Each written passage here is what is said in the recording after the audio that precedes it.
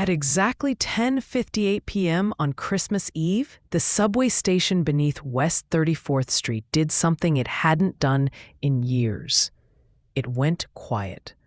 No trains screaming into tunnels, no announcements crackling overhead, just silence.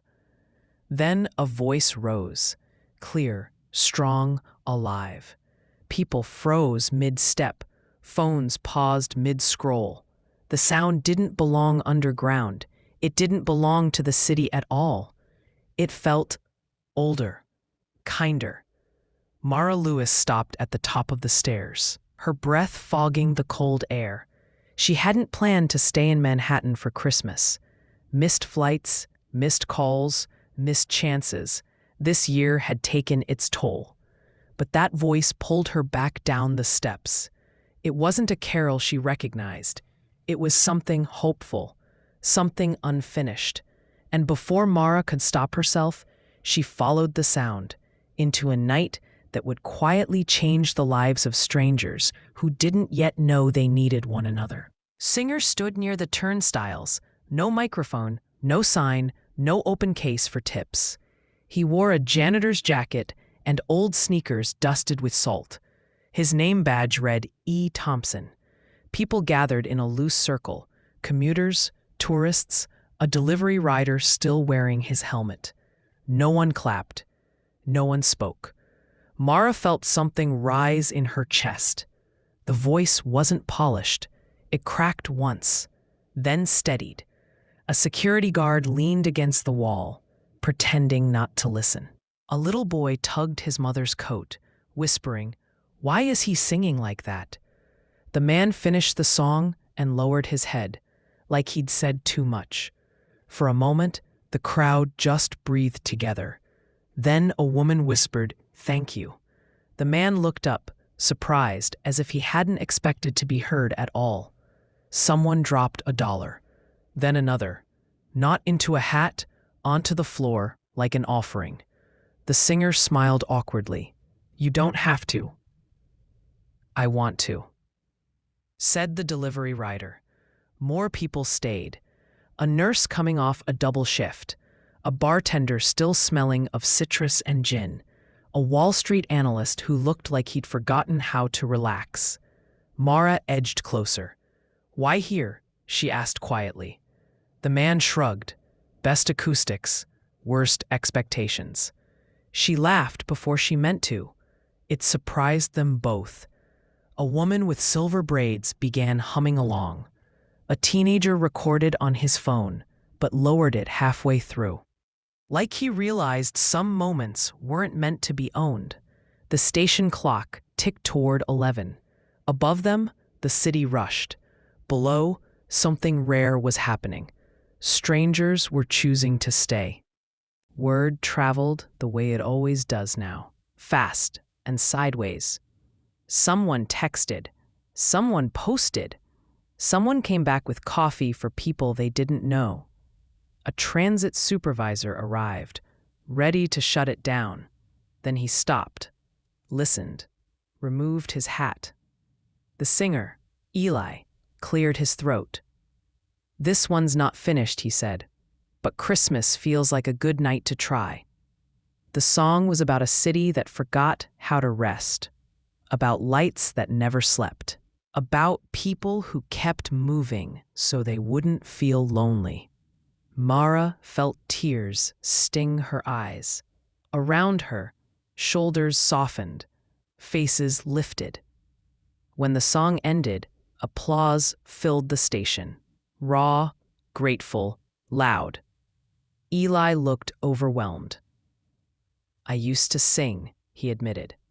"A long time ago." No one asked why he stopped. Some answers didn't need to be pulled into the open. They began to talk, not all at once, one by one. The nurse shared that this was her first Christmas without her father. The bartender admitted he hated the holidays, but didn't want to be alone tonight. The security guard confessed he used to play trumpet before life got complicated. Mara listened, heart open in a way it hadn't been all year. She hadn't told anyone about the book deal that fell through, or the voicemail from her mother she still couldn't bring herself to answer.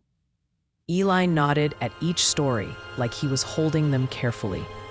"This city doesn't stop," he said. "So we forget we're allowed to." Above ground, snow began to fall. Slow, soft, forgiving. The clock ticked closer to midnight. Eli returned to the center. "I wrote this after my wife passed," he said. Voice steady but honest. "I never finished it." Silence wrapped the station. He sang again.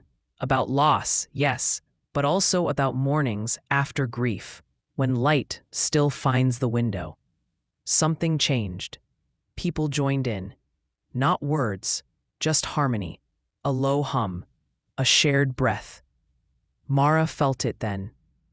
Not sadness. Relief. The song ended differently this time. Brighter. Whole. Eli laughed softly, tears in his eyes. "Guess I wasn't meant to finish it alone." The applause echoed up the tunnels, chasing the night away. The station clock struck 12. No fireworks, no countdown, just a deep, collective exhale. People hugged, awkwardly, sincerely. Phone numbers were exchanged. Plans were made that felt possible. The transit supervisor cleared his throat. "You can keep going," he said. "It's Christmas." Eli stepped back. "Your turn," he told the crowd. The security guard whistled. The bartender sang off-key. The nurse laughed through tears. Mara found herself singing too. She didn't recognize her own voice, but she liked it. The city hadn't stopped, but it had listened. They emerged into snow-dusted streets, glowing with reflected light. Yellow cabs slowed. Windows rolled down. Applause followed them into the open air. Eli looked around like he was seeing Manhattan for the first time. "You coming?" Mara asked him. "Where?" "Anywhere," she said. "That's kind of the point." They walked together for a while, not as strangers, not quite as friends, something gentler. At the corner, they parted. "Thank you," Eli said. "No," Mara replied. "Thank you." Back in her apartment, Mara finally played the voicemail. Her mother's voice was soft, hopeful, waiting. Mara called back. Across the city, Eli sat at his kitchen table, notebook open, writing music again. Others from the station shared photos, stories, laughter. The night carried on, but differently. Weeks later, someone would call it a miracle. Someone else would call it coincidence. But every Christmas Eve after that, music appeared in unexpected places. Stations, sidewalks, stairwells. The city remembered how to sing, and those who heard it never forgot.